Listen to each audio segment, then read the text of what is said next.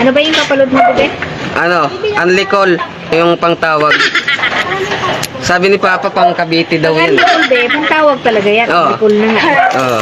TM yan, pangtawag. Pangtawag ng Cavite yan eh. Ayaw mo bang pang tawag sa probinsya? Hindi, sa Cavite lang, sa ano. Sa Cavite lang talaga gusto mo? Oh, doon sa ano eh, Paliparan. Paliparan to. Baka lumipad din yung load mo. Diba?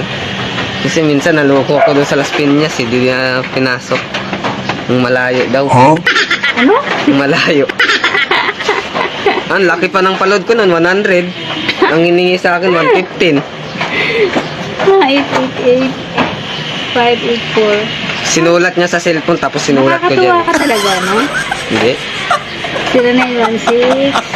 Hindi, nagtatanong kasi ako para mamaya maloko ako eh. Kasi naloko na ako sa Las Piñas. Don't worry, hindi ako manluloko. Pag sa akin, safe.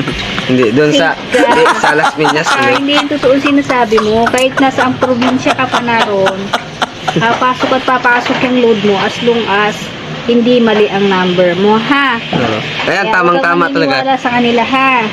Ba't yung nakaraan, 100 ng load ko sa Las Piñas, di pumasok? Oh, baka mali yung number mo, boy. Oo, sila ang nagmali. Unlikol ano yan? Unlicon TM. TM yung ano niya, smart. Ano nga? 20. Ano din? Smart. TM yung ano niya, yung loob niya. 20 lang. Oo.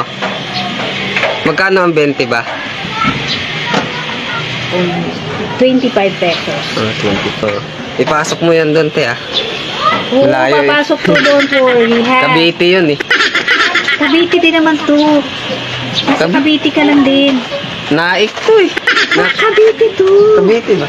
Naik, Cavite. Cavite, Naik. Cavite din. O, ayan. Kita mo. Lilipad yung pupunta doon. Oo, lumipad na yun. May pakpak yan. Lilipad yung load na yan. Papunta dun. Kasi ititext ko pa rin mamaya. O, ayan na. Nakita mo na? Yan, sige.